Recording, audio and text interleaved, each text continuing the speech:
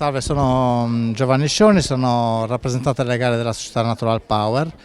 Praticamente noi abbiamo creato un impianto ibrido perché praticamente usufruisce di due energie diverse, che è l'eolico e il fotovoltaico, su dei sistemi di accumulo che sono delle batterie che garantiscono l'energia prodotta praticamente usufruibile al 100%.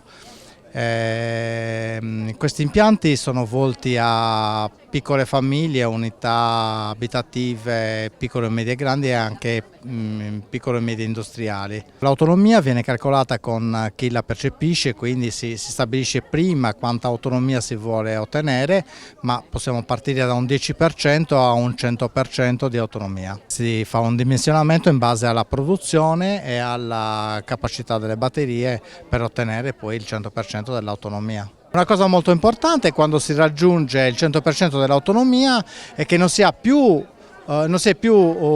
schiavi della rete pubblica, se vogliamo dire questo, quindi non abbiamo più la necessità di essere collegati o allacciati alla rete pubblica, quindi possiamo tranquillamente slacciarci se abbiamo già la rete pubblica collegata, altrimenti non richiedere il collegamento.